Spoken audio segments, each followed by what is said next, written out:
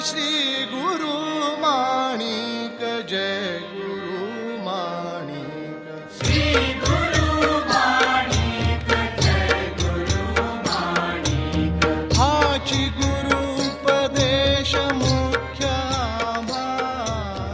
वंदे श्री प्रभु सद्गुरुं गुणनिधिं सद्भक्त कल्पद्रुमं मंदानां शरणं शरण्यममलं नाथन्त्वनाथाश्रयम् यत्सत्तावशजेन स्थावरभवो देहस्सुचेष्टान्वितः सोऽयं वो विदधातु वाञ्छितफलं माणिक्यकल्पद्रुमः। इन शब्दों में प्रभु महाराज के चरणों में अनंत अनंत प्रणाम अर्पित करते हुए आज इस गुरु पूर्णिमा के अवसर पर आप सभी सद्भक्तों को संबोधित करते हुए मुझे अतीव प्रसन्नता की अनुभूति हो रही है। अभी कुछ दिन पहले मैं टीवी पर एक प्रवचन सुन रहा था, किसी स्वामी जी का प्रवचन था तो सुन रहा था। तो उन्होंने प्रवचन प्रारंभ किया और हमारे यहाँ संप्रदाय है, परंपरा है कि शांति पाठ से हम पठन पाठन अध्ययन अध्यापन प्रवचन इत्यादि सारे जितने कर्म हैं वो सब शांति पाठ से शुरू करते हैं। उन्होंने प्रसिद्ध ऐसा शांति पाठ लिया, सहना भवतु सहनौ भुनक्तु सह वीर्यं करवावहै तेजस्विनावधीतमस्तु मा विद्विषावहै ओम शांति शांति शांति शांति। 4 बार उन्होंने शांति बोली। परंपरा यह है कि हम लोग 3 बार शांति बोलते हैं। तेजस्विनावधीतमस्तु मा विद्विषावहै ओम शांति शांति शांति। उस दिन स्वामी महाराज ने प्रवचन आरंभ करने से पहले ओम शांति शांति शांति शांति कहा। एक आदमी खड़ा हो गया एक आदमी बोला, महाराज जी ये तो परंपरा 3 बार शांति बोलने की, आध्यात्मिक आधि दैविक आधि भौतिक, इन 3 तापों की शांति के लिए 3 बार त्रिबार शांति कहने का परिपाठ है, प्रसंग है, परंपरा है। आपने 4 बार शांति बोला। स्वामी जी ने कहा ये 3 तो आध्यात्मिक आधि भौतिक और आधि दैविक तापों की शांति के लिए 3 बार शांति, 4थी शांति मोबाइल के लिए। 4थी जो शांति है वो मोबाइल की। तो इसलिए मोबाइल को आप शांत करें। हमारे जीवन में भी देखिए शांति का बड़ा महत्व है। हम हमेशा 2 शब्द इस्तेमाल करते हैं, सुख और शांति। 2 शब्द इस्तेमाल करते हैं। कौन से? सुख और शांति। हमको सुख भी चाहिए और उसके साथ साथ शांति भी चाहिए। सुख भी चाहिए और उसके साथ साथ शांति भी चाहिए। क्यों? क्या केवल सुख से हमारा काम नहीं चल सकता? क्या केवल सुख से हमारा काम चल सकता है? फिर शांति क्यों चाहिए? तो शास्त्र में उसका उत्तर दिया गया है कि विषयों से प्राप्त होने वाले सुख में 3 दोष हैं। विषयों से, वस्तुओं से प्राप्त होने वाला जो सुख है उस सुख में 3 प्रकार के दोष हैं। कौन कौन से 3 प्रकार के दोष हैं? तो पहले को कहते हैं दुख मिश्रित तत्व। पहले मैं तीनों दोषों के नाम बताऊंगा, फिर उसका विस्तार से वर्णन करूंगा। पहला दोष जो है विषयों से प्राप्त होने वाले सुख में, पहला दोष कौन सा है? दुख मिश्रित तत्व। दूसरा कौन सा है? अतृप्तिकरत्व। तीसरा कौन सा है? बंधकत्व। 3 प्रकार के दोष, दुख मिश्रित तत्व, अतृप्तिकरत्व और बंधकत्व, ऐसे 3 दोष। अब जो पहला है दुख मिश्रित तत्व, वो ऐसा है कि कोई भी सुख आप लीजिए, पुत्र का सुख हो, स्त्री का सुख हो, धन का सुख हो, संपत्ति का सुख हो, कीर्ति का सुख हो, वैभव का सुख हो, यश का सुख हो, किसी भी प्रकार का सुख हो, सिनेमा देखने का सुख हो, उसके अंदर दुख मिला हुआ है। दुख उसके अंदर मिला हुआ है। कहां मिला हुआ है दुख? क्योंकि उस सुख का जब वियोग हो जाता है तब दुख होता है। होता है क्या नहीं? अब एक व्यक्ति है, उसको अपनी प्रिय पत्नी जो है वो अत्यंत प्रिय है, ठीक है। एक व्यक्ति है, उसको अपनी पत्नी या पुत्र या माता पिता जो है वो अत्यंत प्रिय है, उनसे उसको सुख की प्राप्ति हो रही है। जब माता का, पिता का, पत्नी का, पुत्र का वियोग होगा तो दुख होगा क्या नहीं? वियोग है नहीं, जब वो चले जाएं किसी भी कारण से, मृत्यु के कारण से, या परदेश चले गए, कहीं चले गए। आप देखते हैं हैदराबाद एयरपोर्ट के ऊपर, आप देखिए कितनों के बच्चे अमेरिका जाते हैं तो माँ बाप फूट फूट के रोते हैं वहाँ। हमारे यहाँ स्कूल में बच्चों को ला के डालते हैं हॉस्टल में, तो माँ बाप बच्चों को छोड़ के जाते समय रोने लग जाते हैं। पुत्र से सुख है, पुत्र के वियोग में दुख है। तो ऐसा हर एक चीज में है, हर एक चीज में है। आइसक्रीम खा रहे आप, आइसक्रीम खाने में सुख है क्या नहीं? आइसक्रीम खाने में सुख है क्या नहीं? बोलिए हाँ बोलिए। वो आइसक्रीम खत्म हो गई, ये दुख होता है क्या नहीं? इतनी कटोरी में, इतना वो कागज की कटोरी होती है, उसके अंदर आपने आइसक्रीम खाया और खाने के बाद वो अरे अरे खत्म हो गया, ये दुख है उसके अंदर।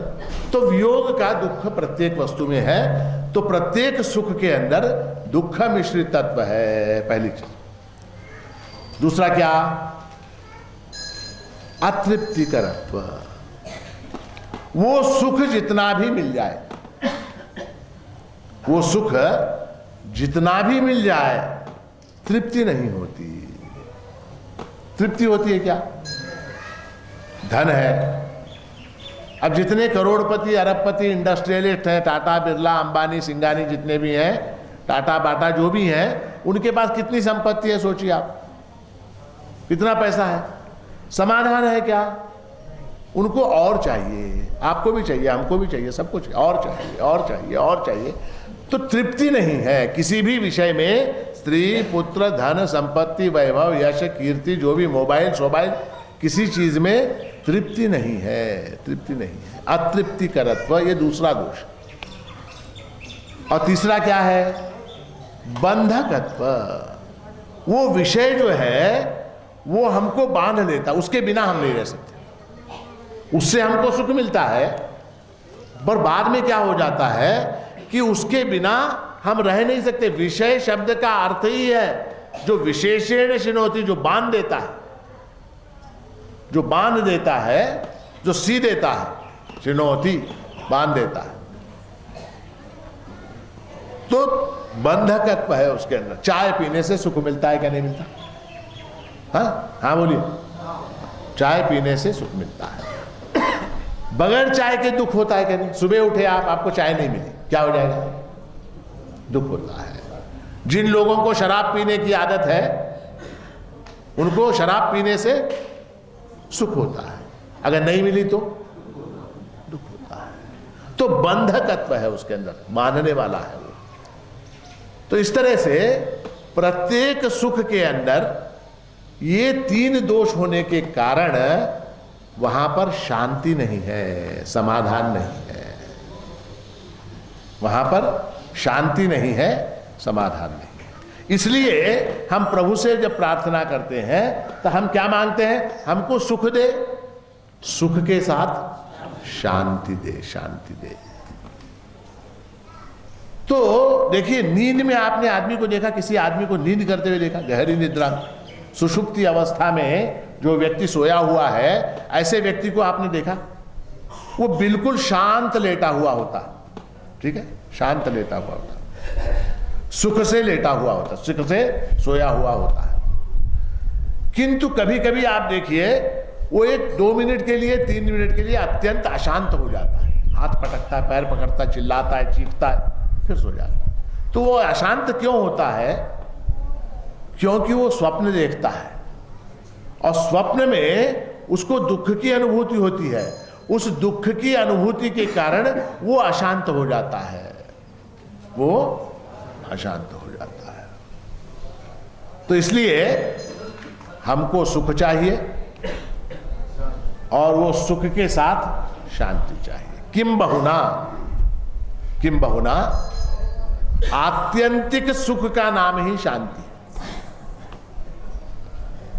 अल्टीमेट सुख, ऐसा सुख जिसको प्राप्त करने के बाद फिर किसी अन्य सुख की आकांक्षा न रहे, उसका नाम शांति है। ऐसा सुख जिसको प्राप्त करने के बाद अन्य किसी सुख की आकांक्षा न रहे। ठीक है, मुझको 1 लाख रुपए मिले, मुझको 1 लाख रुपए मिले, सुख हुआ क्या? नहीं, सुख हुआ। किंतु अगर मुझे 2 लाख मिलते तो और ज्यादा सुख होता। तो वो शांति युक्त सुख नहीं है, वो अशांत करने वाला सुख है। फिर मैं 2 लाख के पास गया, फिर 2 लाख में जाने को पता लगा कि वहां अगर मैं जाता तो 5 लाख मिलते, तो क्या हो गया? फिर वहां अशांति हो गई। फिर शांति कब मिलेगी? जब इतनी संपत्ति प्राप्त हो जाए कि फिर अन्य किसी की अपेक्षा न रहे, उसका नाम शांति। शांति। जगत में आजकल आप देखिए सब तरफ अशांति मची हुई है, सब तरफ अशांति। संसार में, जगत में जहां भी देखिए आप, अशांति है, अशांति। लोग एक दूसरे को मार रहे हैं, लोग एक दूसरे की संपत्ति छीन रहे हैं, लोग बॉम्ब ब्लास्ट कर रहे हैं, आतंकवादी आ रहे हैं, और कितनी घटनाएं हो रही है। आपने देखा फ्रांस में क्या हुआ, सीरिया में क्या चल रहा है, इजराइल में क्या चल रहा है, पैलेस्टाइन में क्या चल रहा है, हिंदुस्तान में, पाकिस्तान में क्या चल रहा है, बांग्लादेश में क्या चल रहा है। आपने देखा सब तरफ अशांति, अशांति, अशांति। क्यों है ये अशांति? क्यों है अशांति? क्यों है? इसलिए है क्योंकि व्यक्ति जो है वो अशांत है। जब व्यक्ति अशांत हो जाता है तो समाज अशांत हो जाता है। जब समाज अशांत होता है तो राष्ट्र अशांत होता है, देश अशांत होता है, सारा विश्व अशांत हो जाता है। तो ये शांति कब मिलेगी, कैसे मिलेगी, किसको मिलेगी? आपको मालूम है शांति, सुख वगैरह कैसे मिलेगा, किस तरह से मिलेगा? हमको किसी को नहीं मालूम। इसका उत्तर श्रुति ने दिया है। वेदों में इसका उत्तर दिया गया है कि सुख कहां है और शांति कहां है। सुख कहां है और शांति कहां है, इसका उत्तर वेदों में दिया गया है। एको वशी सर्वभूतांतरात्मा एकम रूपम बहुधा यः करोति तमात्मस्थम येनु पश्यन्ति धीरा तेषां सुखम शाश्वतम नेतरेषाम्। कठोपनिषद की श्रुति। कठोपनिषद में यमराज नचिकेता को उपदेश दे रहे हैं और कहते हैं कि एको वशी सर्वभूतांतरात्मा एकम रूपम बहुधा यः करोति। वो जो सर्वभूतांतरात्मा है, समस्त भूतों के अंतर में वास करने वाला जो आत्मा है, जो एक है और जो इस संसार पर, इस विश्व पर शासन करता है, एकम रूपम बहुधा यः करोति, और जो एक होते हुए भी अनेक रूप धारण करता है, ऐसे परमात्मा को तम आत्मस्थम येनु पश्यन्ति धीराः।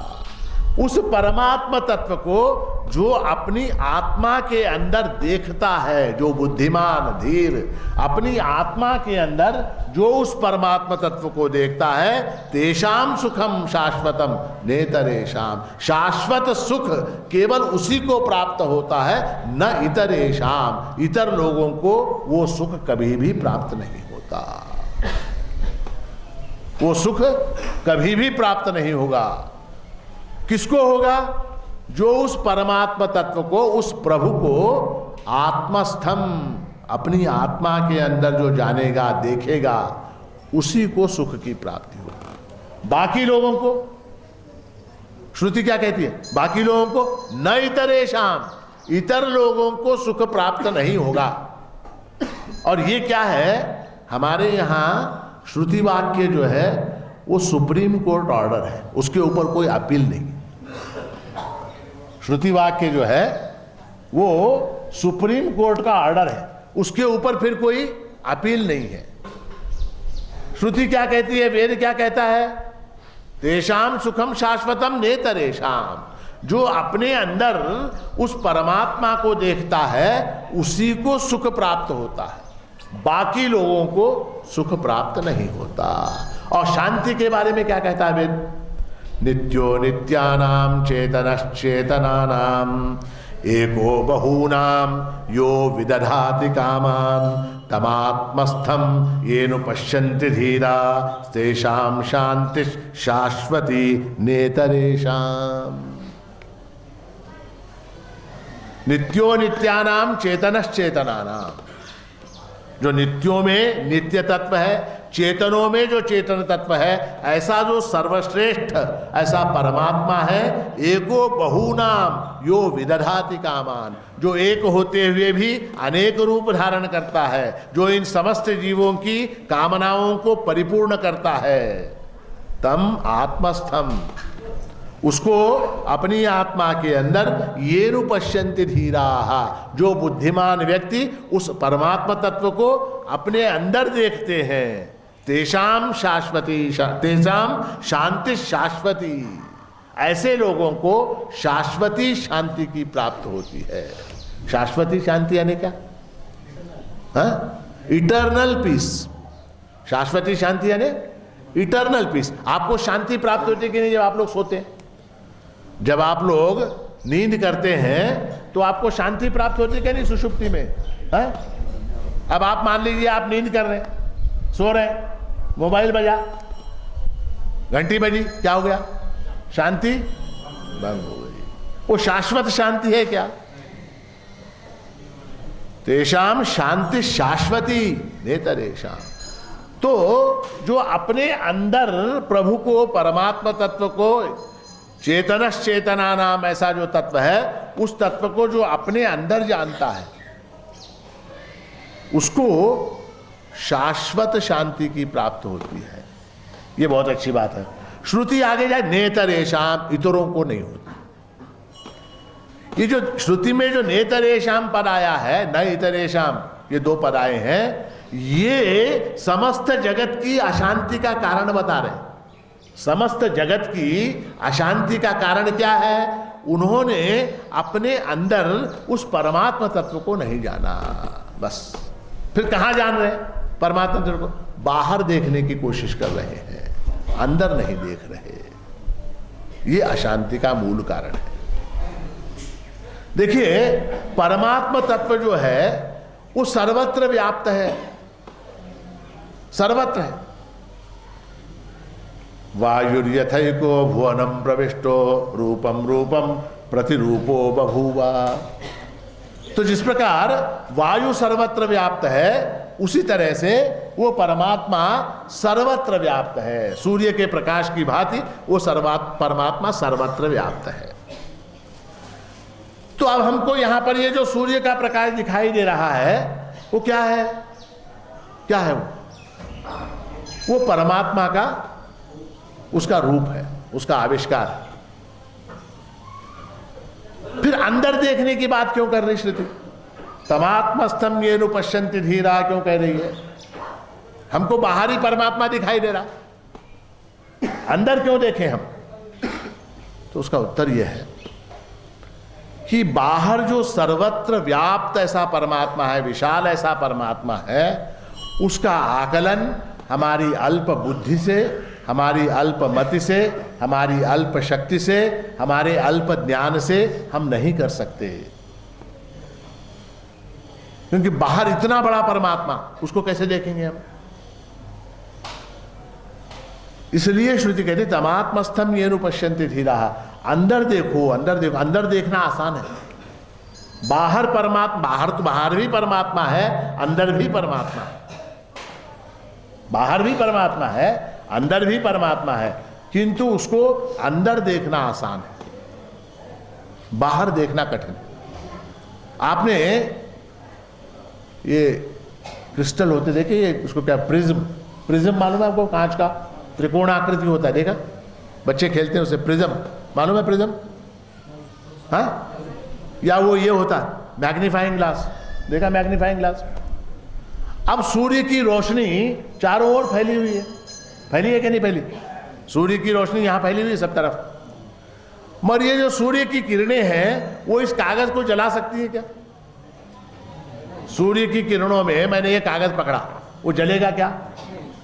मगर अगर वो मैग्नीफाइंग ग्लास इसके ऊपर पकड़ दिया मैंने, तो ये कागज जलेगा कि नहीं? कैसे जलेगा? क्यों जलेगा? क्यों जलेगा?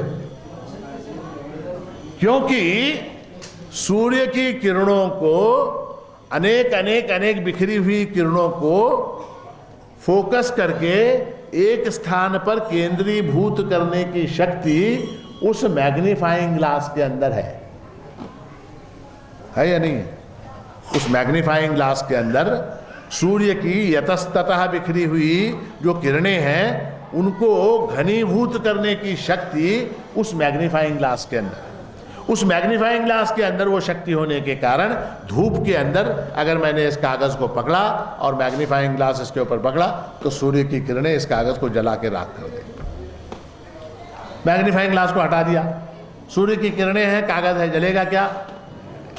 उसी तरह से ये जो परमात्मा तत्व है वो चारों ओर, मेरे अंदर बाहर चारों ओर फैला हुआ है। तथापि तमात्मस्थम येनु पश्यन्ति धीरा तेषाम सुखम शाश्वतम नेतरेषाम। जो उस मैग्नीफाइंग ग्लास के द्वारा, मैग्नीफाइंग ग्लास क्या है? मैग्नीफाइंग ग्लास क्या है? हाँ, मैग्नीफाइंग ग्लास है अपने अंदर परमात्मा को देखने की प्रक्रिया, जिसको भगवान ने 6ठे अध्याय में ध्यान योग कहा है। गीता के 6ठे अध्याय में जिसको भगवान ने नाम लिया है ध्यान योग, उस ध्यान योग के द्वारा हम अपने अंदर उस परमात्मा तत्व का आविष्कार कर सकते हैं, उसको हम खोज सकते हैं। देखिए, आप शांति के बिना सुख संभव नहीं, शांति के बिना सुख संभव नहीं, क्योंकि भगवान स्वयं कहते हैं अशांतस्य कुतः सुखम,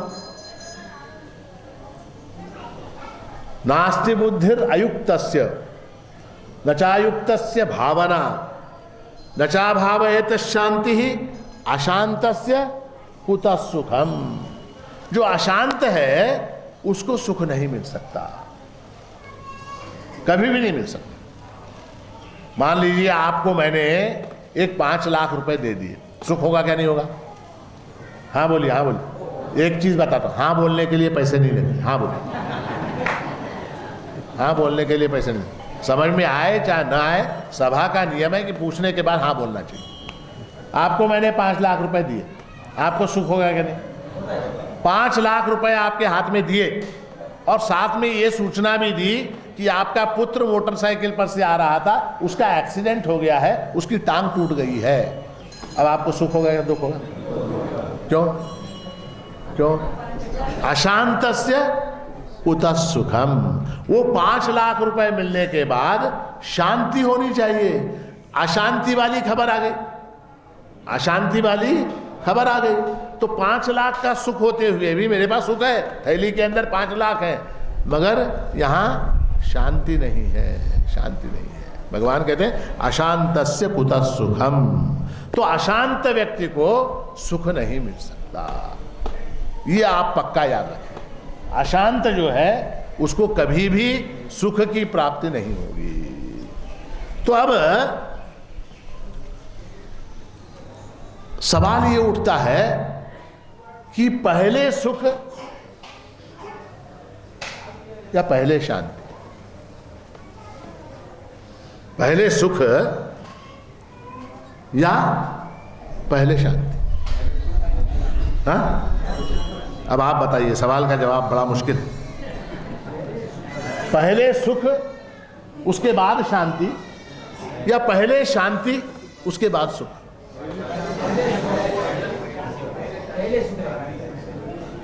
जो लोग पहले सुख बोलते हैं वो लोग हाथ उठाइए। पहले सुख उसके बाद शांति, केवल 2 लोग। अच्छा, जो लोग पहले शांति उसके बाद सुख बोलते हैं हाथ उठाइए। इलेक्शन में पहले शांति वाले जीत गए, और वो सत्य है। पहले देखिए, पहले सुख उसके बाद शांति। अभी मैंने आपको उदाहरण दिया, अभी 5 लाख रुपए का उदाहरण दिया। पहले सुख प्राप्त हुआ, उसके बाद कहाँ शांति मिली? नहीं मिली। अगर हमको शांति मिल गई, अगर हमको शांति मिल गई, सुख मिले चाहे ना मिले, सुख ही है उसके अंदर, फिर अलग से सुख प्राप्त करने की आवश्यकता नहीं। शांति सुख जो है, अल्टीमेट सुख जिसको कहते हैं, पराकाष्ठा का सुख जिसको कहते हैं, परम आनंद जिसको कहते हैं, उसी का नाम शांति है। तो इसीलिए पहले शांति, पहले शांति। शांति एक बार मिल गई आपको, मान लीजिए मैं 5 लाख रुपए लेके बैठा हूं, आपके मन में इतना समाधान है, इतनी शांति है कि आपको 5 लाख की आवश्यकता ही नहीं। कोई ऐसा है कि जिसके पास इतना समाधान है, इतना सुख है, इतनी शांति है कि वो कहता है मुझे 5 लाख की जरूरत ही नहीं है, आप रख लो अपने पास। तो उसके पास पहले शांति। ये 5 लाख मैं दूं या न दूं, उसको सुख है। सुख है क्या नहीं? तो पहले शांति, पहले शांति, उसके बाद सुख है। साधारण जो संसारी लोग होते हैं, उनका मानना यह है कि पहले सुख, मुझको एक बार सुख मिल जाए तो मैं अपने आप शांत हो जाऊंगा। एक बार मुझको स्त्री मिल जाए, पुत्र मिल जाए, धन मिल जाए, संपत्ति मिल जाए, ये वस्तुएं मुझको मिल जाएंगी तो मैं शांत हो जाऊंगा, मैं तृप्त हो जाऊंगा। किंतु ये बहुत बड़ा भ्रम है, किंतु ये बहुत बड़ा भ्रम है।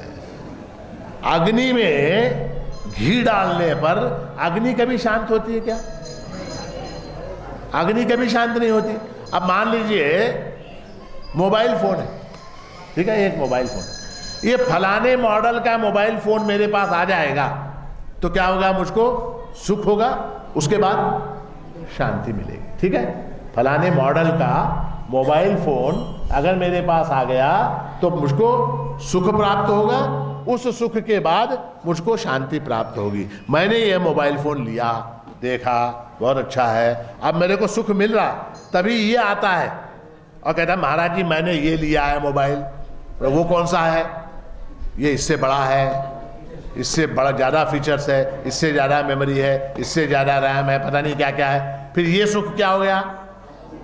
ये सुख दुख में परिवर्तित हो गया। क्यों?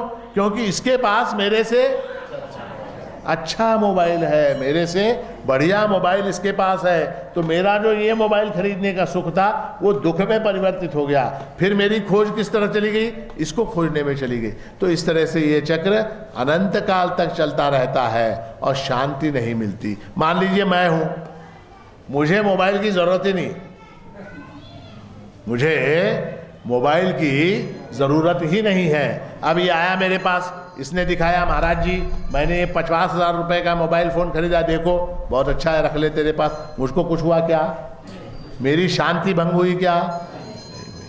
तो इसलिए पहले शांति और उसके बाद ऑटोमेटिक सुख जो है शांति के अंदर ही समाहित है।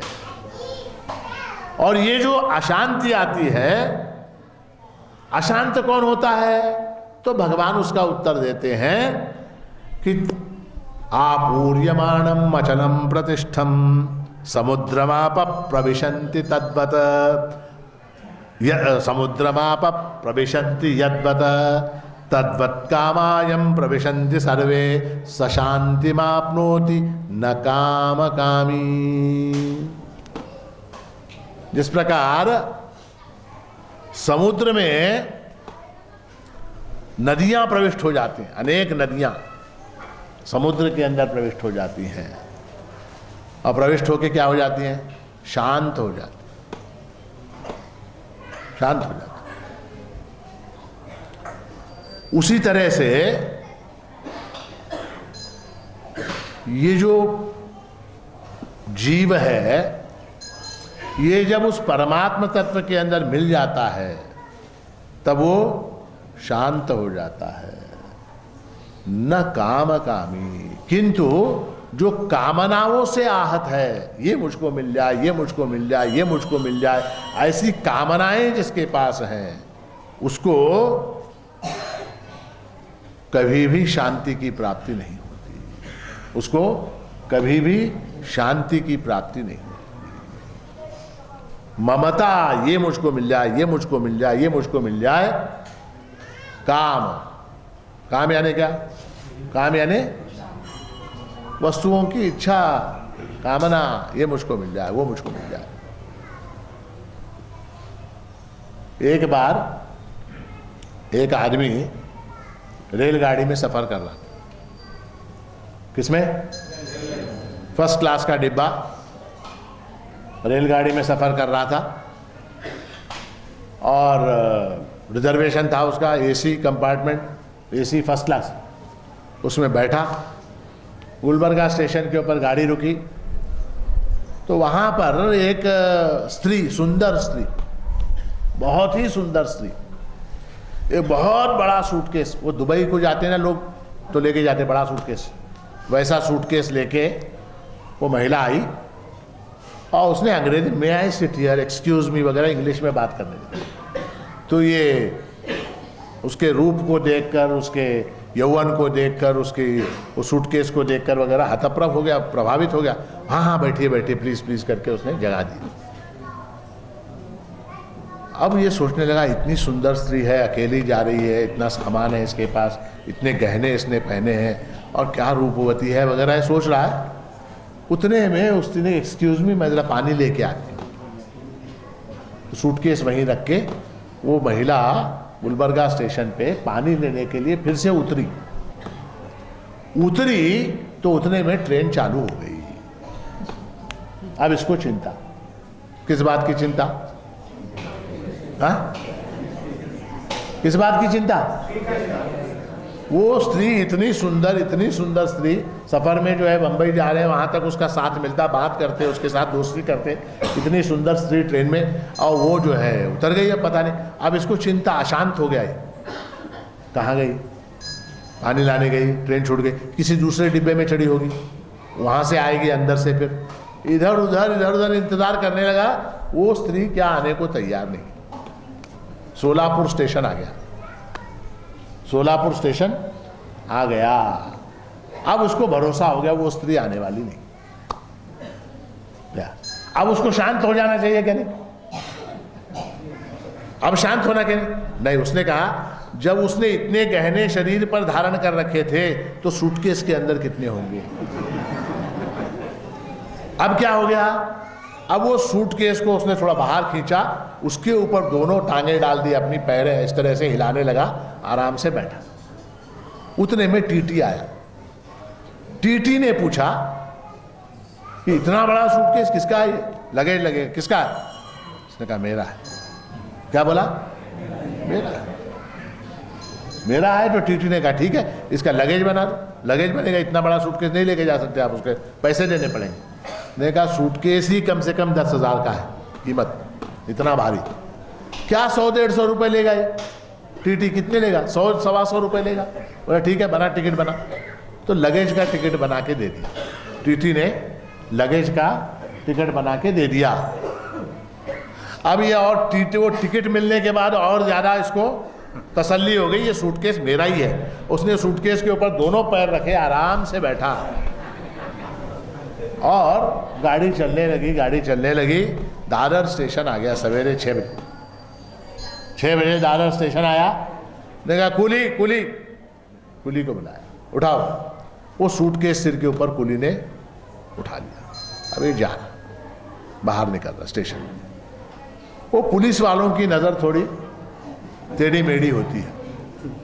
एक पुलिस वाले ने देखा इतना बड़ा सूटकेस जा रहा, क्या है? इतना बड़ा सूटकेस है, क्या है इसके अंदर? नहीं इधर आओ, रुको, थांबा थांबा, रुक गया। बोले खोलो। पूछा किसका है सूटकेस? तो इसने कहा मेरा है, क्योंकि इसके पास टिकट विकेट सब था, वो लगेज का अधिकार संपन्न था वो। तो खोलो। तो कहने लगा वो चाबी मेरी खो गई, वो हो गया, चाबी पता नहीं कहाँ गई चाबी। बोले वो अब ज़्यादा पुलिस वाले को संशय आ गया, चाबी नहीं है इसके पास, सूटकेस इसका है। बोले खोलो। बोलो मेरे पास नहीं है, चाबी नहीं है। तो फिर क्या करेंगे? फिर वो पुलिस वाले ने वो मैकेनिक को बुलाया, किसी को, हथौड़ी वाले को। वो आया और उसने हथौड़ी से सूटकेस को खोला। अब सूटकेस को जैसे ही खोला, उसके अंदर क्या था मालूम? हाँ, लाश। उसके अंदर एक मुर्दा था। उस महिला ने किसी की हत्या करके वो सूटकेस के अंदर बंद करके वो रख दिया था। अब इसने सूटकेस मेरा है बोल दिया। अब वो पुलिस वाला बोला चलो पुलिस स्टेशन। क्या बोला? पुलिस स्टेशन चलो, तुम लाश लेके जा रहे हो सूटकेस के अंदर। ये बोला ये मेरा नहीं है। ये क्या बोला? ये सूटकेस। अब बोल सकते क्या मेरा नहीं है? अब बोल सकते क्या ये सूटकेस मेरा नहीं है? अब एक बार बोल दिया मेरा है, तो उसको अब निभाना पड़ेगा, पुलिस स्टेशन जाना पड़ेगा, मुकदमा करवाना पड़ेगा, जेल जाना पड़ेगा। वो सारी अशांति जो है उसके पीछे लगी हुई है। इसलिए भगवान कहते हैं कि न काम कामी, शांति जो है ये कामनाओं से ग्रस्त जो है उसको प्राप्त नहीं हो सकती, उसको प्राप्त नहीं हो सकती। फिर कैसे प्राप्त होगी शांति? शांति को प्राप्त करने का उपाय क्या है? भगवान ने कह दिया क्या कि कामनाओं से ग्रस्त जो है उसको शांति प्राप्त नहीं होगी। फिर किसको होती है, कैसे होती है, उसका उपाय क्या है? उसका उपाय क्या है? तो भगवान स्वयं कहते हैं श्रद्धावान लभते ज्ञानम तत्पर संयतेन्द्रियः ज्ञानम लब्ध्वा पराम शांतिम अचिरेणाधिगच्छति। तो भगवान ने वहां उसका उपाय बता दिया कि स्टेप्स बताए, सीढ़ियां बताई, मार्ग बताया। पहली बात क्या कही? श्रद्धावान लभते ज्ञानम। जो श्रद्धावान है गुरु के प्रति, शास्त्र के प्रति और ईश्वर के प्रति, वेदों के प्रति जिसकी श्रद्धा है, ऐसे व्यक्ति को ही ज्ञान प्राप्त होता है। बस क्वालिफिकेशन क्या? श्रद्धावान लभते ज्ञानम। केवल श्रद्धा काफी है क्या ज्ञान प्राप्त करने के लिए? परीक्षा है, परीक्षा है।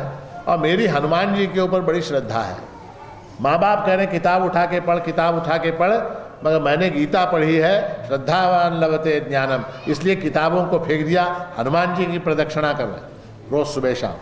पास होगा क्या? हाँ, क्यों नहीं होगा?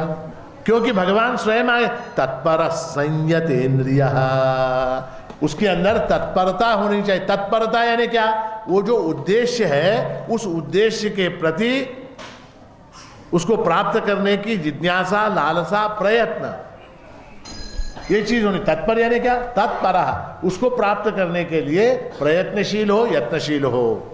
और फिर संयतेन्द्रियः, और जिसने अपनी इंद्रियों को संयम के अंदर रखा है, वश में रखा है। श्रद्धावान लभते ज्ञानम तत्पर संयतेन्द्रियः। और उसके बाद क्या? उसको ज्ञान प्राप्त हो जाएगा। ज्ञान प्राप्त होने के बाद ज्ञानम लब्ध्वा पराम शांतिम। ज्ञान प्राप्त हो जाने के बाद, ज्ञान प्राप्त हो जाने के बाद ज्ञानम लब्ध्वा पराम शांतिम, उसके बाद अत्यंत परम ऐसी वो शांति को प्राप्त हो जाएगा। उसमें कितनी देर लगेगी? उस पराम शांति को प्राप्त करने के लिए कितनी देर लगेगी? कितनी देर? भगवान कहते हैं अचिरेणाधिगच्छति, अत्यंत तुरंत, अभी के अभी, अचिरेण अभी। ज्यादा समय नहीं लगेगा, बिल्कुल फौरन, फौरन से पेशतर अब का अब शांति प्राप्त हो जाएगी। कब होगी? ज्ञानम लब्ध्वा पराम शांति। तो ज्ञान प्राप्त होने के बाद उस परम शांति की अनुभूति होगी। अब ज्ञान किस बात का? भगवान ने कह दिया कि श्रद्धावान को ज्ञान की प्राप्ति होती है, वो तत्पर होना चाहिए, संयतेंद्रिय होना चाहिए, और ज्ञान प्राप्त होने के बाद उसको शांति प्राप्त हो जाएगी। तो अब हमको क्या करना है? ज्ञान प्राप्त करना है। तो ज्ञान प्राप्त करने के लिए हमने क्या किया? हम गए, किताबों की दुकान में गए, वहां जाके रेस के घोड़े की हिस्ट्री होती, देखा आपने? मालूम है आपको? आपको मालूम है? रेस में जो घोड़े भागते हैं, उन घोड़े का बाप कौन, माँ कौन, दादा कौन, दादी कौन, उसका वजन कितना है, वो इससे पहले कितनी बार जीता, कितनी बार हारा, ये सारी चीजें उसके अंदर छपी होती। लोग उसका अध्ययन करते हैं और उसके बाद शर्त लगाते हैं। वो पढ़ लिया, ज्ञान प्राप्त कर लिया उसका घोड़े का। या हमने शेयर मार्केट की जानकारी प्राप्त की, वो भी ज्ञान है। शेयर मार्केट की जानकारी प्राप्त की, टाटा का शेयर कितने में जा रहा है, बिरला का शेयर कितने में जा रहा है, एसीसी कितने में जा रहा है, एलएनटी कितने में जा रहा है, कितना गिर गया, कितना सोना ऊपर चढ़ा, चांदी नीचे, ये सारा ज्ञान हमने प्राप्त किया। अथवा हमने सिनेमा की किताबें खरीदी, मैगजीन, और उसके अंदर कौन सी हीरोइन का, कौन से हीरो के साथ कब झगड़ा हुआ, कब तलाक हुआ, कब प्रेम हुआ, कब क्या हुआ, ये सारी जानकारी उसके अंदर है। वो ज्ञान हमने प्राप्त कर लिया, वो ज्ञान हमने प्राप्त कर लिया। या हमने वेद कंठस्थ कर लिए। देखिए, कंठस्थ, कंठस्थ यानी क्या? जो कंठ में ही रह जाता है वो। कंठस्थ का अर्थ क्या है? जो कंठ में ही रह जाता है, नीचे नहीं उतरता, वो। हमने वेद कंठस्थ कर लिए, ज्ञान प्राप्त हो गया।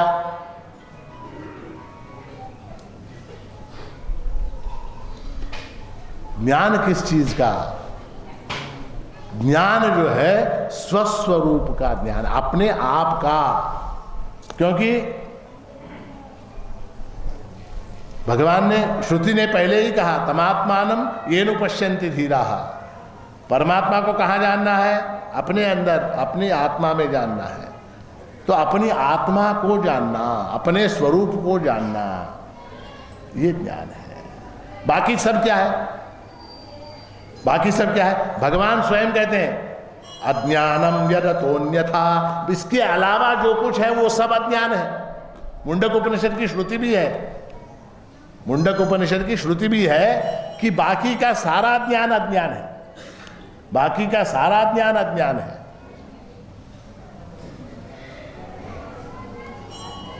यया अक्षरम अधिगम्यते, मुंडक उपनिषद की श्रुति है। यया अक्षरम अधिगम्यते, जिसके द्वारा जो अक्षर ऐसा तत्व है, कभी भी क्षरित न होने वाला ऐसा जो आत्म तत्व है, वो जिसके द्वारा जाना जाता है, वही ज्ञान है। उसके अलावा बाकी सब क्या? बाकी सब अज्ञान है, बाकी सब अज्ञान है। तो अब हमारा स्वरूप क्या है? उस स्वरूप को हम कैसे जानेंगे? इसको थोड़ा सा संक्षेप में हम देखेंगे कि श्रुति में अनेक प्रकार से अपने स्वरूप का वर्णन किया गया है, अनेक प्रकार से किया गया है। उसमें एक पद्धति है, यानी उस आत्म तत्व तक पहुंचने के अनेक मार्ग बताए गए श्रुति में। एक मार्ग है जिसका नाम है पंचकोश विवेक। क्या नाम? पंचकोश विवेक। पंचकोश विवेक यानी क्या? तो श्रुति कहती है कि ये जो आत्म तत्व है, ये जो आत्मा है, इसके ऊपर 5 आवरण है। कितने? 5 आवरण। यानी क्या? जैसे वस्त्र हमने पहनते, जैसे हम कपड़े पहनते, एक मान लीजिए कोट पहनते हैं ना, शादी में कोट पहनते, क्या क्या पहनते हैं? अंदर क्या पहनते हैं? पहले बनिया, उसके ऊपर शर्ट, उसके ऊपर कोट, उसके ऊपर नहीं, वो एक हाफ स्लीव का पहनते हैं अंदर, उसके ऊपर एक वास्कोट, उसके ऊपर कोट। और अमेरिका में, इंग्लैंड में वगैरह गए, ठंडी है तो उसके ऊपर एक ओवरकोट। ठीक है? उसी तरह से श्रुति कहती है कि ये जो आत्म तत्व है ये 5 कोशों के अंदर छिपा हुआ है। 5 कोश कौन कौन से? अन्नमय कोश, प्राणमय कोश, मनोमय कोश, विज्ञानमय कोश और आनंदमय कोश। ऐसे 5 कोश हैं। इन 5 कोशों के अंदर वो आत्म तत्व छिपा हुआ है। तो आपको क्या करना पड़ेगा? हमको ये कोशों को एक एक को परत दर परत उसको खोलते जाना पड़ेगा। जैसे आपने प्याज को छील के देखा कभी? प्याज कांदा सोलून पायला का हो बना। अब उसके अंदर कुछ मिलता है क्या? प्याज को छीलने के बाद कुछ नहीं मिलता। प्याज को छीलने के बाद अंततः वहां पर कुछ नहीं मिलता, परतें ही होती हैं। किंतु यहां पर अन्नमय कोश, प्राणमय कोश, मनोमय कोश, विज्ञानमय कोश, आनंदमय कोश, इस तरह से इनको 5 को जब हम छीलते हैं, निकालते हैं, तो अंदर उसके अंदर छिपा हुआ वो आत्म तत्व है। उसके अंदर वो छिपा हुआ, यहाँ पर उतना समय नहीं है कोशों की व्याख्या करने की, मगर संक्षेप में आपको बता दूं। अन्नमय कोश यानी क्या? अन्नमय कोश मतलब अन्न के कारण जिसका जन्म हुआ है, अन्न के कारण जो पोषित है, जीवित है, और अन्न में ही अंततः जाकर जो मिल जाने वाला है, ऐसा ये हाड़ मांस का, रक्त का हमारा जो शरीर है, उसका नाम अन्नमय कोश है। इसको अंग्रेजी में या मेडिकल साइंस की भाषा में एनाटॉमी कहते हैं। एनाटॉमी, हाथ, पैर, नाक, कान, सिर, बाल, नाखून, ये सारा कुछ क्या है? अन्नमय कोश है। इस अन्नमय कोश को चलाने वाला, इसको चलाने वाला, एनाटॉमी को चलाने वाली एक फिजियोलॉजी होती। मेडिकल साइंस की भाषा में अगर बात करें तो एनाटॉमी को चलाने वाली एक फिजियोलॉजी होती है, और उस फिजियोलॉजी के अंतर्गत क्या आता है? प्राणमय कोश। प्राणमय कोश, प्राणमय कोश, जिसके कारण मुझको भूख लगती है, जिसके कारण मुझे नींद आती है, जिसके कारण मैं चलता हूँ, जिसके कारण मैं बोलता हूँ, ये सारी चीजें प्राणमय कोश के अंदर आ गई। उस प्राणमय कोश को भी शक्ति देने वाला एक और कोश अंदर है। उसका नाम क्या? उसका नाम है मनोमय कोश। मनोमय कोश, मनोमय कोश। मनोमय कोश यानी क्या? मनोमय कोश यानी मन, कामो संकल्प, विचिकित्सा, श्रद्धा, अश्रद्धा, धृति, अधृति, रीर, धीर, भीर, इति तत्सर्वं मन एव। ये सारी चीजें जिसके अंदर हैं, काम है, संकल्प है, श्रद्धा है, संशय है, चिकित्सा है, विचिकित्सा है, धृति है, धैर्य है, भीति है, ये सारी चीजें, इसका नाम मन है, और उसको मनोमय कोश कहते हैं। उस मनोमय कोश के भी भीतर अहम जानामि, मैं जानता हूं, ऐसी स्फूर्ति जिसको होती है, वो विज्ञानमय कोश है। उसके अंदर जानने वाली हमारी जो नोइंग फैकल्टी है, जो इंटेलेक्ट है, वो उसके भी अंदर छिपा हुआ है। किसके अंदर? मनोमय कोश के अंदर। और ये उसको कहते हैं विज्ञानमय कोश। और उस विज्ञानमय कोश के अंदर भी आनंदमय कोश है। आनंदमय कोश, जहां से मुझको सुख की प्राप्ति होती है, उसको आनंदमय कोश कहते हैं। सुषुप्ति अवस्था में जिसका हमको प्रत्यय आता है, उसको आनंदमय कोश कहते हैं। उस आनंदमय कोश के अंदर, उसके अंदर वो आत्म तत्व छिपा हुआ है। उसके अंदर, इसीलिए श्रुति कहती है योवेद निहितम गुहायाम। गुहा यानी क्या? गुहा मालूम है को? गुहा, गुहा यानी क्या है? गुफा, गुफा, केव, गुफा। तो अन्नमय कोश, प्राणमय कोश, विज्ञानमय कोश, आनंदमय कोश, इस प्रकार ये 5 कोशों के भीतर जो छिपा हुआ है, उसको जो जानता है, उसको जो जानता है, उसको सुख और शांति की प्राप्ति होती है। अब हमारे ये जो 5 कोश हैं, इनके अंदर एक सामंजस्य होना चाहिए, एक हार्मनी होनी चाहिए। ये महत्व का है। अन्नमय कोश, प्राणमय कोश, मनोमय कोश, विज्ञानमय कोश, आनंदमय कोश, इनके अंदर एक सामंजस्य होना चाहिए, एक हार्मनी होनी चाहिए। जैसे आपने संगीतकारों को देखा, संगीतकारों, हैं? वो तानपुरा बजाते कि नहीं? गाना होते गाते हैं 10 मिनट, मैं तानपुरा लगाते हैं आधा घंटा। लगाते हैं कि नहीं? क्यों लगाते? वो जो तार है, उनके जो तार हैं, उन तारों से निकलने वाले जो स्वर हैं, उनके अंदर वो सामंजस्य को स्थापित करते हैं।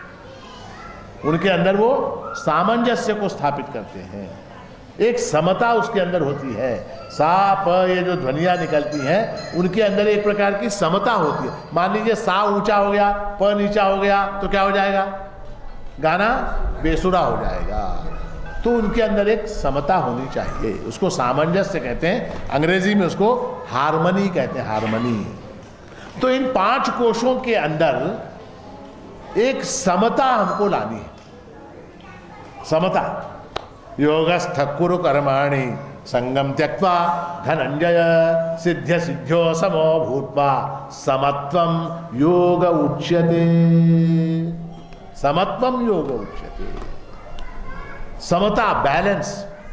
अब मान लीजिए आपने ये कपड़े पहने, बनियान पहना, उसके ऊपर शर्ट पहना, उसके ऊपर कोट पहना, इस तरह से अलग अलग आपने वस्त्र पहने एक के अंदर एक। अब उनके अंदर अगर सामंजस्य नहीं, मान लीजिए आपका वो शर्ट बहुत टाइट है अंदर से, आपने पहले बनियान पहना, बनियान अच्छा है, और शर्ट जो है वो यहां से बहुत ज्यादा टाइट है, और उसके ऊपर आपने कोट पहना, क्या हो जाएगा? क्या हो जाएगा? क्या होगा?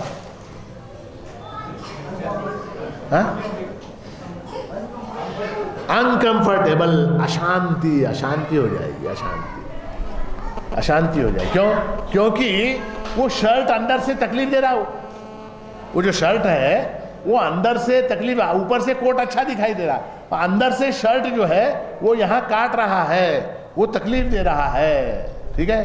तो उसी तरह से ये जो 5 कोश हैं, इन 5 कोशों के अंदर सामंजस्य होना चाहिए, पहली बात। इसीलिए भगवान कहते तम विद्या दुख संयोग वियोगम योग सन्निधम। दुख के संयोग का वियोग ही योग है। योग है ना क्या? दुख के संयोग का वियोग।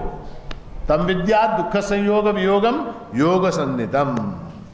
अब इन 5 जो कोश हैं हमारे, इनके अंदर सामंजस्य स्थापित करने की जो प्रक्रिया है, उसका नाम योग है। समत्वम योग उच्यते। और उस योग का वर्णन भगवान ने 6ठे अध्याय में ध्यान योग के माध्यम से किया है। 6ठा अध्याय गीता का बहुत महत्वपूर्ण अध्याय है, और उसमें ध्यान योग भगवान ने कहा कि ध्यान। अब देखिए ध्यान यानी क्या? ध्यान यानी क्या? ध्यान यानी सामंजस्य, समता। शरीर के अंदर और मन के अंदर एक प्रकार का अटूट ऐसा संबंध है, शरीर और मन के अंदर। मान लीजिए आप एक 5 किलोमीटर भाग के आ रहे हैं, 5 किलोमीटर भाग के आ रहे हैं, आपकी सांस खुली हुई है। ऐसे समय में आप आए और मैंने उस आदमी को पकड़ा और मैंने कहा भैया तू वहां से भाग के आ रहा है, हुड़गी से लेके भाग के आ रहा है, मैं तुझे अब गीता का 6ठा अध्याय समझाऊंगा, तू बैठ। वो बैठेगा क्या? क्यों नहीं बैठेगा? वो आदमी भाग के आ रहा है, 7 किलोमीटर दौड़ लगाई उसने, सांस फूल रही है उसकी, और हा हू करते हुए आया। मैंने उसको पकड़ा, बोला अच्छा हुआ तू मिल गया, मैं तुझे गीता का 6ठा अध्याय ध्यान योग मैं तुझे समझाऊंगा, तू बैठ। वो बैठ सकता है क्या? क्यों नहीं बैठ सकता? क्योंकि शरीर उसका अशांत है। शरीर क्या है? अशांत है। शरीर के अशांत होने से मन भी अशांत हो जाता है। ठीक है? अब यहां आप बैठे हुए हैं, ठीक है, आप बैठे हैं, आपका शरीर बहुत शांत है, शरीर बहुत शांत है, बहुत शांत बैठा है, और धीरे से आपने फोन निकाला जेब में से और देखा उसके अंदर आपके बेटे का मैसेज आया है कि आज व्यापार में 50,000 का लॉस हो गया।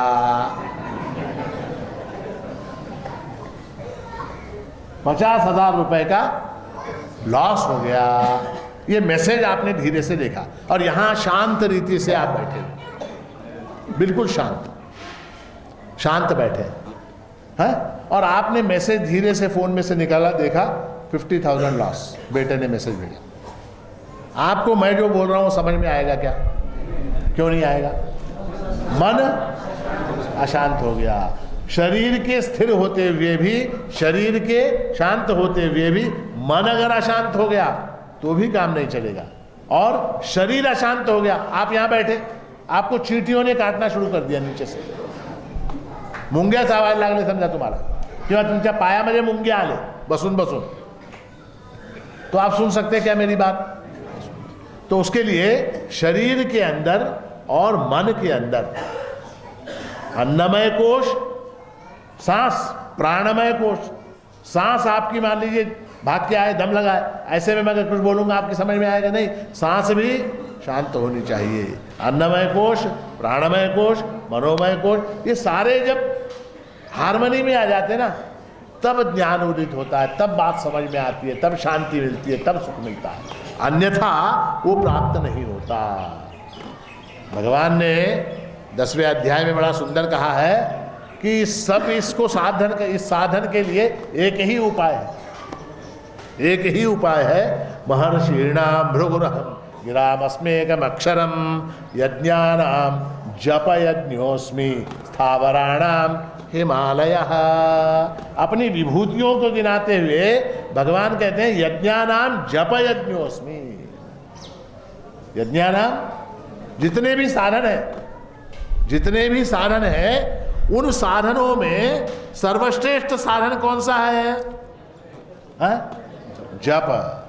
जप जो है वो सर्वश्रेष्ठ साधन है, सबसे बड़ा साधन। यज्ञानाम जप यज्ञोस्मि, वो मेरी विभूति है, वो मेरा स्वरूप है। जिस प्रकार स्थावराणाम हिमालय, स्थावर जितनी वस्तु हैं उनमें मैं हिमालय हूँ। महर्षि नाम भृगुराम, महर्षियों में भृगु हूँ। गिराम अस्मि एकम अक्षरम, अक्षरों में मैं ओंकार हूँ। तो इस तरह से मैं साधनों में मैं जप यज्ञ हूँ। अब थोड़ा सा हम जप के विषय में देखेंगे, क्योंकि सामंजस्य जो स्थापित करना है, इन पांचों कोशों के अंदर जब सामंजस्य स्थापित होगा तभी तमात्मानम येनु पश्यन्ति धीरा, ये जो श्रुति है ये तभी सार्थ होती है। तो इसलिए जप यानी क्या? जप यानी क्या? जप यानी परमात्मा का अनुचिंतन, परमात्मा का स्मरण। तो इसमें कई चीजें, हमारी पूरी पर्सनालिटी, हमारा पूरा व्यक्तित्व जो है वो उसके अंदर शामिल होना चाहिए, पूरा का पूरा व्यक्तित्व। तो सबसे पहली बात क्या? सबसे पहले हमारा शरीर।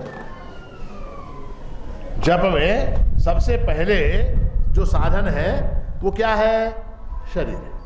शरीर के बिना हम जप कर सकते हैं क्या? नहीं कर सकते। तो शरीर जो है वो स्थिर होना चाहिए और शांत होना चाहिए। शरीर क्या होना चाहिए? स्थिर होना चाहिए, ज्यादा हलचल नहीं होनी चाहिए। समम काय शिरो ग्रीवम धारयन अचलम शिरः संप्रेक्ष नासिकाग्रम स्वम दिशश्चानवलोकयन्। भगवान कहते हैं 6ठे अध्याय में कि समम काय शिरो ग्रीवम, काया धड़, सिर और गर्दन, ये समम सीधी होनी चाहिए। ठीक है, पहली चीज। धारयन अचलम स्थिरः, शरीर जो है वो अचल, बिना हिला डोला अचल होना चाहिए, स्थिर होना चाहिए। संप्रेक्ष नासिकाग्रम, और दृष्टि कहां होनी चाहिए जब करते समय? नासिका के अग्र पर। नासिका यानी क्या?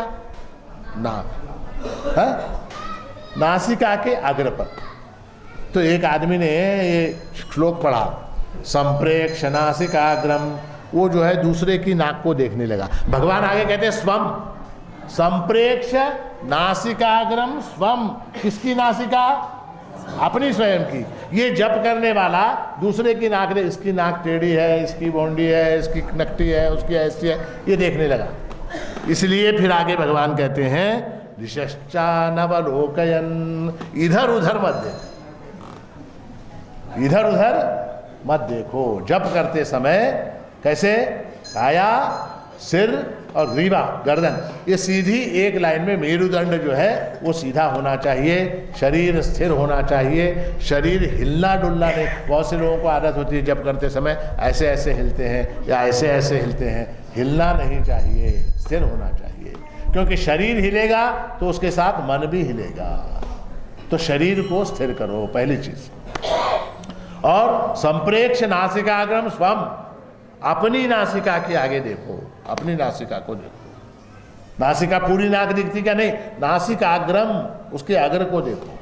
स्वम, अपनी नासिका को देखो। और दिशश्चानवलोकयन्, इधर उधर चारों दिशाओं में मत देखो, एक चीज। दूसरी चीज क्या? जप करते समय बहुत से लोग ये समझते हैं कि भूखा बैठना आवश्यक है, भूखा बैठना आवश्यक है। तो ये जप करने के लिए बैठता है, इसको अंदर से भूख लगती है, और भूख लगने के कारण वो जल्दी जल्दी जल्दी जल्दी जल्दी माला खत्म करके फिर आता है।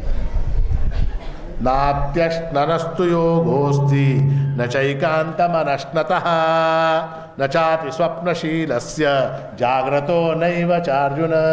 भगवान कहते हैं कि बहुत ज्यादा खाने वाला जो है उसको योग सिद्ध नहीं होता है। बहुत ज्यादा खा लेगा तो क्या होगा? नींद आएगी। बहुत ज्यादा खाएगा तो उसको नींद आएगी। और जो बहुत कम खाता है ऐसे आदमी को भी ये योग सिद्ध नहीं होता। जो बहुत ज्यादा खाता है उसको भी योग सिद्ध नहीं होता, जो बहुत कम खाता है उसको भी योग सिद्ध नहीं होता।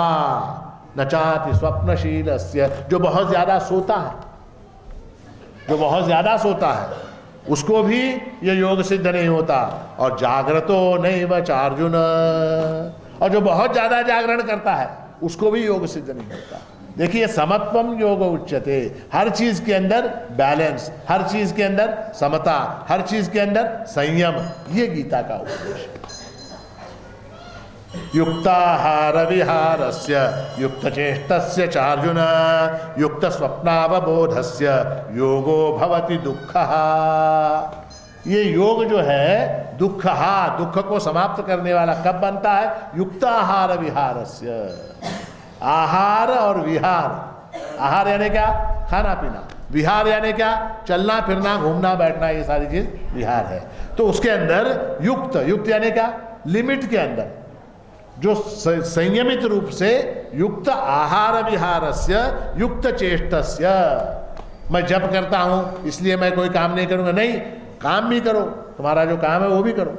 युक्त चेष्टस्य युक्त स्वप्नावबोधस्य, स्वप्न और अवबोध, स्वप्न और जागृति जिसकी संयम में है, लिमिट में है, समता के अंदर है, हार्मनी के अंदर है, ऐसे व्यक्ति के लिए ये जो योग है वो दुख को समाप्त करने वाला बनता है। तो आप लोग जो साधना करने वाले हैं, गुरु मंत्र का जप करने वाले हैं, वो लोग इस बात का ध्यान रखें कि लिमिटेड, संयमित आहार करें, कम आहार करें, न ज़्यादा करें न कम करें, जितनी शरीर को आवश्यकता है उतनी करें, जितनी निद्रा की आवश्यकता उतनी निद्रा करें, जितने काम की आवश्यकता उतना काम करें। बचे हुए समय में परमात्मा का अनुचिंतन करें। वो कैसे?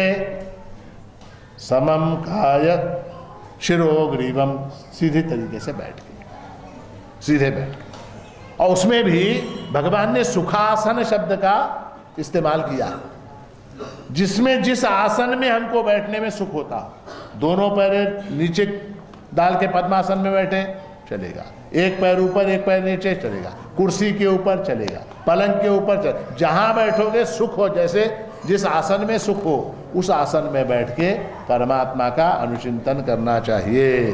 पहली चीज शरीर, और दूसरी बात क्या? शरीर को शुद्ध रखना, शरीर को शुद्ध रखना। देहो देवालय प्रोक्ता, ये देह क्या है? ये देवालय है, परमात्मा का यहाँ वास है, ये देवालय है। तो एक मंदिर को जैसे हम स्वच्छ रखते हैं वैसे इस देह रूपी देवालय को स्वच्छ रखना है। पहली चीज शरीर की हुई। दूसरी बात क्या? दूसरी बात प्राणमय कोश, अन्नमय कोश को हमने संभाल लिया, अब उसके बाद क्या, प्राणमय कोश। प्राणमय कोश को कैसे संभालेंगे, प्राणों को कैसे संभालेंगे, प्राणायामे विनियोगः, फिर उसके बाद प्राणायाम है, आसन के बाद प्राणायाम। सांस को नियमित करना, सांस देखिए आप, जिसकी सांस तेज होती है या जिसकी सांस इर्रेगुलर होती है, ऐसे आदमी को सुख नहीं होता। होता है क्या, आपकी सांस इर्रेगुलर होगी, क्या हो जाएगा, सुख प्राप्त नहीं होगा आपको, आप कुछ नहीं कर सकते, आप पढ़ नहीं सकते, चिंतन नहीं कर सकते, मनन नहीं कर सकते, कुछ नहीं कर सकते आप। तो इसलिए हमारे यहाँ शास्त्रों में प्रावधान किस बात का है, प्राणायामे विनियोगः, प्राणायाम जो है हमको करना है। दूसरी चीज आसन के बाद प्राणायाम।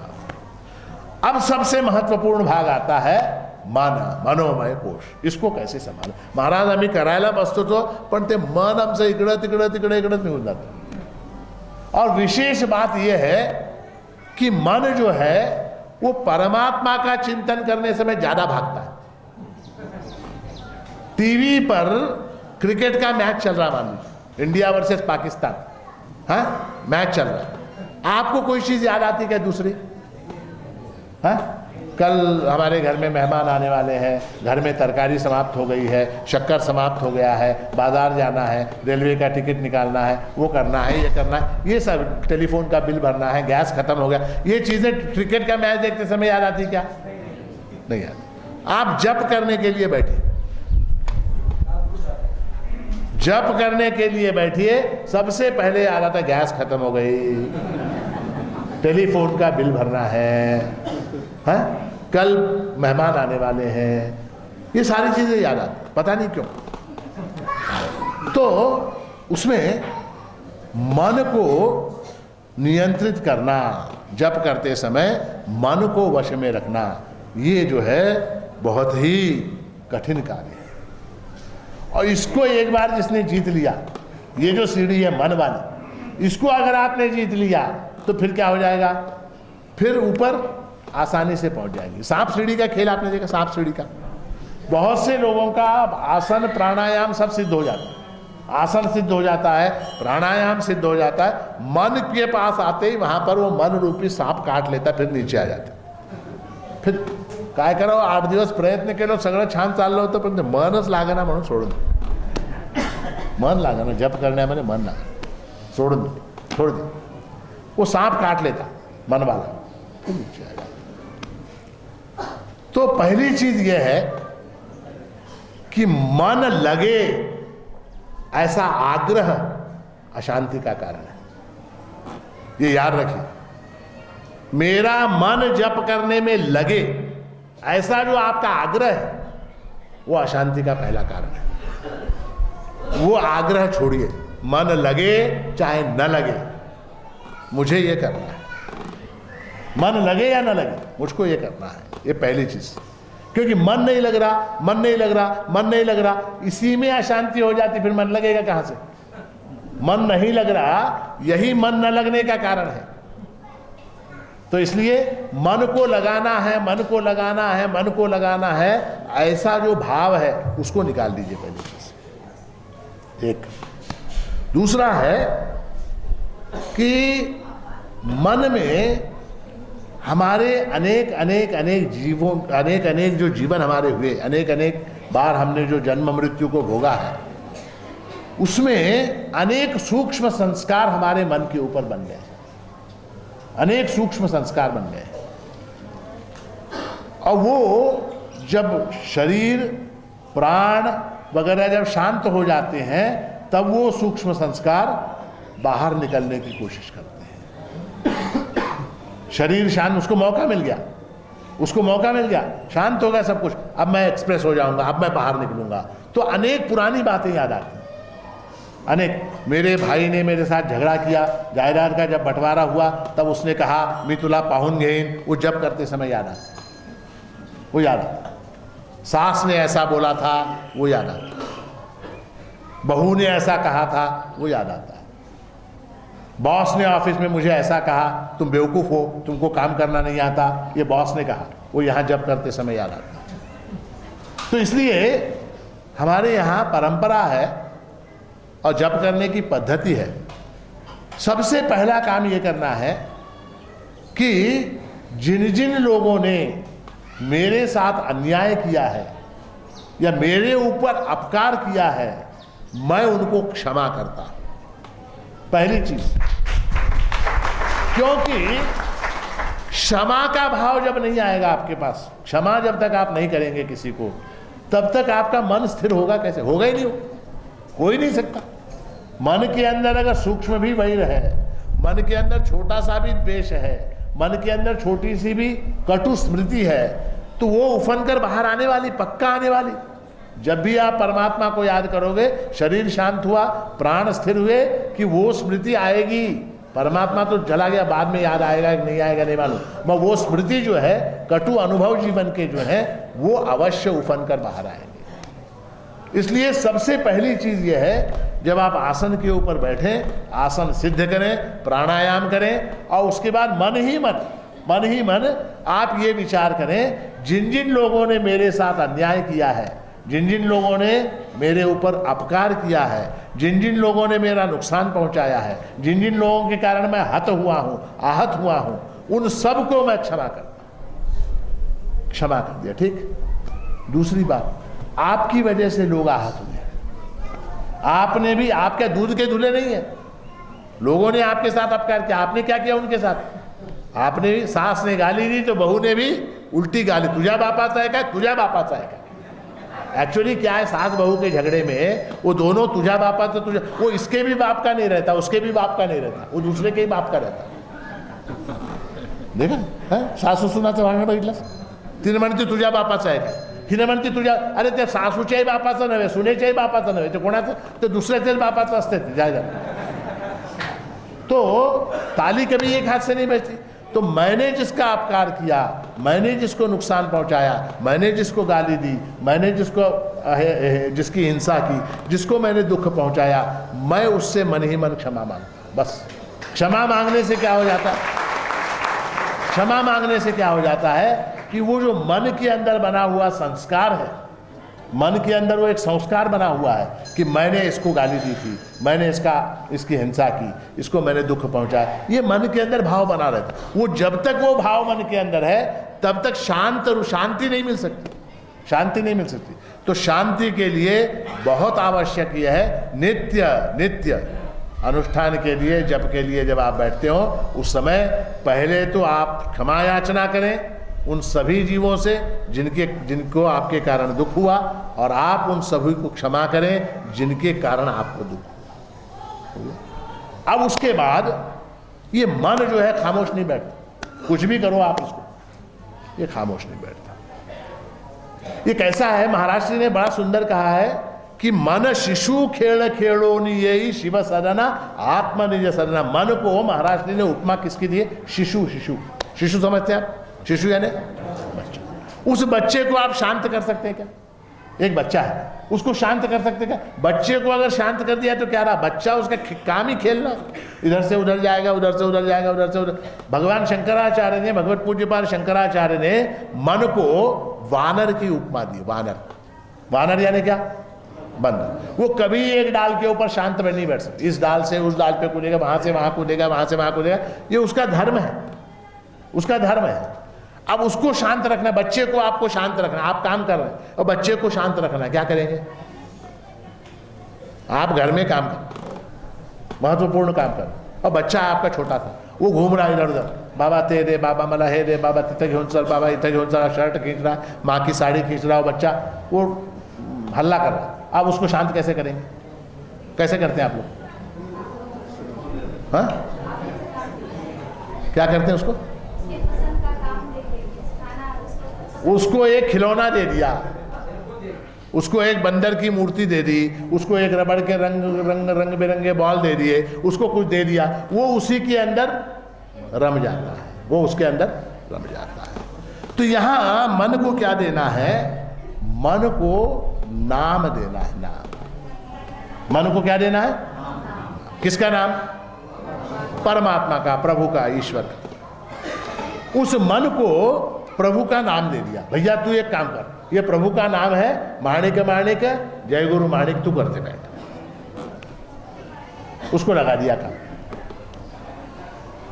अब फिर लोग शिकायत करते हैं, महाराज जी ये माणिक माणिक जय गुरु माणिक का जप करते समय भी मन में अन्य विचार आते हैं, मन में अन्य विचार आते हैं। अन्य विचार कब आते हैं? अब एक नियम है, विज्ञान का नियम है कि एक स्थान पर एक समय में दो वस्तुएं नहीं रह सकती। नियम है कि नहीं? एक समय में एक स्थान पर दो वस्तुएं नहीं रह सकती, ये नियम है। जैसे ये टेबल है, इस टेबल के ऊपर इस समय कौन सी वस्तुएं हैं, क्या क्या वस्तुएं हैं? ये कागज है, ये पुस्तक है, ये घड़ी है, ये पेन है, ठीक। अब यहां पर और जगह है क्या? नहीं, शेष। देखिए ध्यान से देखिए, मैं जो बता रहा हूं ये मैं बताता हूं, दूसरा कोई नहीं बताता। ये जो है, ये टेबल जो है, इस टेबल के ऊपर कितनी वस्तुएं हैं? ये एक वस्तु है। खाली जगह है क्या? नहीं, खाली जगह है। तो उस खाली जगह में ये एक और फल भी यहां पर रखा जा सकता है, खाली जगह, क्योंकि ये जगह खाली है, ठीक है। अब ये मेरी उंगली है, इस उंगली के ऊपर ये फल रखा हुआ, उंगली के ऊपर ये फल रखा हुआ, तो क्या हुआ? उंगली का यहाँ का जो क्षेत्रफल है उसके ऊपर ये पूरी तरह से बैठ गया। अब दूसरी चीज यहाँ रह सकती है क्या उंगली के ऊपर? दूसरी चीज नहीं। यहाँ पर क्या? यहाँ पर ये बड़ा टेबल है, इसके ऊपर अन्य वस्तु भी रखी जा सकती है। तो मन में जब प्रभु के नाम के अलावा अन्य विचार प्रवेश करते हैं तो इसका मतलब क्या है? मन में और भी खाली जगह है, मन में और भी खाली जगह है, उसके अंदर ये घुस रहे हैं, उसके अंदर ये अन्य विचार, गैस, सांस, पैसा, बैंक, फोन, ये सारे उस रास्ते से आ रहे हैं, क्योंकि वहां पर अन्य स्थान है, शेष है। तो उसके लिए वो जो शेष बचा हुआ स्थान है मन के अंदर, उसको भी प्रभु के नाम से भरो, उसको भी जगह मत रखो, वहां किसी को आने जगह मत रखो। तो उसके लिए शास्त्र में उपाय बताया गया है कि जप करते समय जप मानसिक होना चाहिए। मानसिक, मानसिक यानी क्या? मन से होना चाहिए। और मन से कैसे होना चाहिए? जबान शांत होनी चाहिए, होंठ शांत, वाणी शांत, मन के अंदर प्रभु का नाम चलना चाहिए। और वो नाम इतनी जोर से चलना चाहिए, इतनी जोर से, जैसे मान लीजिए भीड़ है, बहुत बड़ी भीड़ है, अनेक लोग अनेक तरह की बातें कर रहे हैं, उसमें अगर मुझे आपको बुलाना है तो मैं क्या करूंगा? हाँ, जोर से बुलाना पड़ेगा ना। मान लीजिए राम शर्मा वहां बैठा और यहाँ सब लोग गड़बड़ गड़बड़ गड़बड़ कर रहे, बात कर रहे हैं, तो राम शर्मा को बुलाना है, कैसे बुलाऊंगा मैं?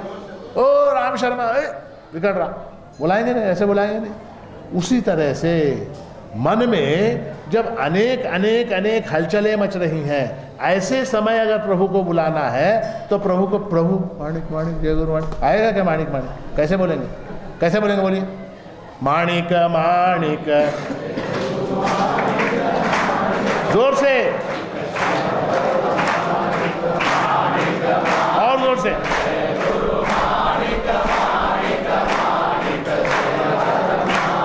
ये एक मिनट, ये जो है ना, इसमें वाणी का उपयोग हो रहा है, इसमें वाणी का उपयोग हो रहा है, जबान का, होंठ का उपयोग हो रहा है। जोर से एक मिनट के लिए जितनी ताकत है उतनी जोर से माणिक माणिक जय गुरु माणिक बोलिए। वाणी का उपयोग न करना, आवाज का उपयोग नहीं करना, बोलिए।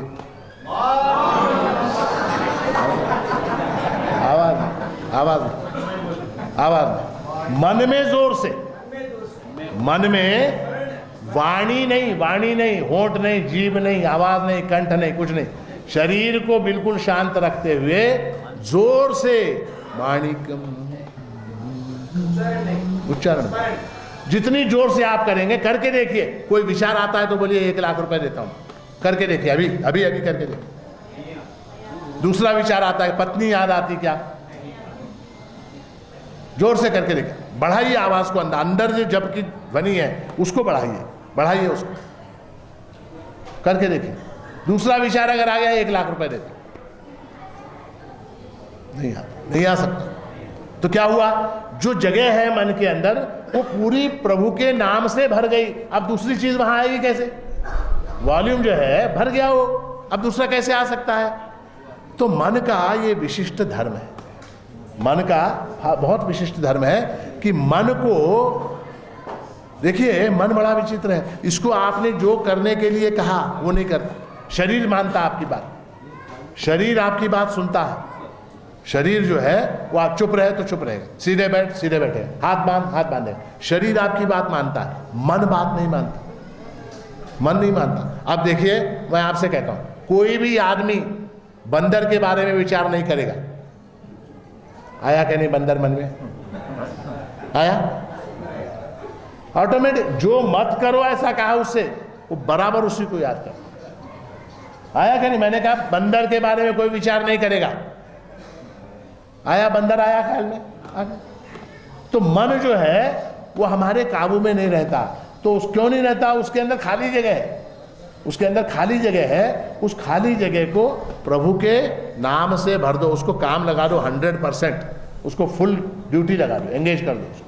अब वो एंगेज हो गया किसमें? माणिक माणिक जय गुरु माणिक करने में एंगेज हो गया, वो मन शांत बैठ गया। अब मन शांत बैठने के बाद, एक बार मन शांत बैठ गया तो उसके बाद महत्वपूर्ण सीढ़ी है तमात्मानम येनु पश्यन्ति धीरा। उसके बाद की जो सीढ़ी है वो सबसे महत्वपूर्ण है, और वहां पर विज्ञानमय कोश काम करता है, वहां पर बुद्धि काम करती है, और बुद्धि के द्वारा वहां पर मैं ये देखता हूं कि ये जप करने वाला जो शरीर है वो मुझसे भिन्न है। जप करने वाला जो शरीर है वो मुझसे भिन्न है, और ये जो ध्वनि है जप की, वो ध्वनि भी मुझसे भिन्न है। इसको मैं सुनने वाला हूं। देखिए, आप मन ही मन में एक प्रयोग कीजिए छोटा सा। मन ही मन में माणिक माणिक जय गुरु माणिक बोलिए, और उसको आप ही सुनिए, उसको आप ही सुनिए। देखिए, तो वो बोलने वाला कोई और है, वाणी किसी और की है, देह किसी और का है, और मैं क्या हूं? मैं उसका साक्षी हूं, मैं उसको जानने वाला हूं, मैं उसको देखने वाला हूं, मैं उसका अनुभव करने वाला हूं। ये देह प्राण मन वगैरह मुझसे भिन्न है। ये किससे जाना मैंने? बुद्धि की सहायता से जाना। वहां पर विज्ञानमय कोश में सामंजस्य स्थापित करके मैंने ये जाना कि ये देह, ये प्राण, ये मन जो है ये मुझसे भिन्न है। ठीक। अब इसके बाद एक और सीढ़ी आती है, आनंदमय कोश, कि योवेद निहितम गुहायाम, गुहा के अंदर घुस रहे हैं हम लोग, तो वहां पर आनंदमय कोश आ जाता है। वो आनंदमय कोश में क्या हो जाता है कि ऐसा करते समय, ये माणिक माणिक जय गुरु माणिक करते समय एक प्रकार का रस, एक प्रकार का आनंद आने लगता है, एक प्रकार के सुख की प्राप्ति होने लगती है, और फिर उस सुख के अंदर अटक जाते हैं, उस सुख के अंदर अटक जाते हैं हम। श्रुति कहती है नहीं, उससे भी परे, उस सुख का जो कारण है, उस सुख को जो अनुभव करने वाला है वो आत्मा है। ये जो सुख मिल रहा है ये आत्मा नहीं है, आनंदमय कोश आत्मा नहीं है। आनंदमय कोश का जो साक्षी है, उससे जो परे है, उसके जो पीछे बैठा हुआ है वो आत्मा है। तो ये जो सीढ़ी है ना, अन्नमय प्राणमय मनोमय विज्ञानमय की ये जो सीढ़ी है, इस सीढ़ी के द्वारा धीरे धीरे धीरे धीरे अंदर जाते हुए जप योग के द्वारा, केवल जप योग के द्वारा, केवल ध्यान योग के द्वारा तमात्मानम येनु पश्यन्ति धीरा, वो उस आत्म तत्व को धीर लोग, धीर यानी कौन? ये बुद्धिमान लोग उस आत्म तत्व को जानते हैं, और उन्हीं को शाश्वतम सुखम नेतरेशाम, उन्हीं को शाश्वत सुख की प्राप्ति होती है, न इतरेशाम। और तमात्मानम येनु पश्यन्ति धीरा तेषाम शांति शाश्वती नेतरेशाम, उन्हीं को शांति जो है वो शाश्वती शांति प्राप्त होती है, न इतरेशाम, इतर लोगों को प्राप्त नहीं होती। और ऐसे इतर लोगों की मेजॉरिटी ज्यादा जगत में, ऐसे जो इतर लोग हैं, श्रुति ने जिनको इतर कहा है, ऐसे इतर लोग, उनकी मेजॉरिटी ज्यादा है, और उनकी मेजॉरिटी ज्यादा होने के कारण जगत में सर्वत्र अशांति दिखाई। जिनकी मेजॉरिटी है उनकी हुकूमत, जगत में सर्वत्र अशांति दिखाई दे रही है। तो जगत की अशांति को शांत करने के लिए पहले व्यक्ति को शांत होना होगा। जब तक व्यक्ति शांत नहीं होता तब तक समाज शांत नहीं होगा, तब तक देश शांत नहीं होगा, तब तक विश्व शांत नहीं होगा। तो व्यक्ति जो है वो सबसे छोटी इकाई है, व्यक्ति को पहले शांत होना है। और इसीलिए श्रुति ने कहा भी है, क्या श्रुति ने कहा है कि शिवम शांतम अद्वैतम चतुर्थम मन्यन्ते स आत्मा स विज्ञेयः। शांतम शिवम अद्वैतम चतुर्थम मन्यन्ते स आत्मा स विज्ञेयः। जागृति, स्वप्न, सुषुप्ति, इन तीनों अवस्थाओं से परे जो चतुर्थ, चौथा, तुरीय ऐसा पद है वो शांत है, शिव है, अद्वैत है, वो एक है। स आत्मा, वो आत्मा है, सविज्ञेयः, और वही जानने योग्य है। उसी का नाम प्रभु है, उसी का नाम प्रभु है। तो इसलिए इस गुरु पूर्णिमा के दिन आपसे जो कहना चाहता था मैं वो ये कि यज्ञानाम जप यज्ञोस्मि, हमारी साधना को सबसे आसान तरीका क्या है? मैग्नीफाइंग ग्लास लेके सूरज की रोशनी को, जैसे हम कागज़ को जलाते हैं, घास को जलाते हैं, उस तरह से मैग्नीफाइंग ग्लास क्या है? तो जप है। जप जो है, जप योग जो है वो मैग्नीफाइंग ग्लास है। उसकी शक्ति से हम उस आत्म तत्व का साक्षात्कार कर सकते हैं। और साक्षात्कार जब मैं कहता हूँ तब वो अन्य वस्तु नहीं है, मुझसे भिन्न नहीं है, वो मेरा ही स्वरूप है, वो मेरा ही स्वरूप है। ऐसा ज्ञान जब हो जाता है तब शाश्वत सुख की, शाश्वत शांति की प्राप्ति होती है। ऐसा शाश्वत सुख, ऐसी शाश्वत शांति आप सभी को प्रभु महाराज की कृपा से सदा सर्वदा प्राप्त हो, ऐसा आशीर्वाद देते हुए आज के इस प्रवचन को यहाँ समाप्त करता हूँ। अवधूत चिंतन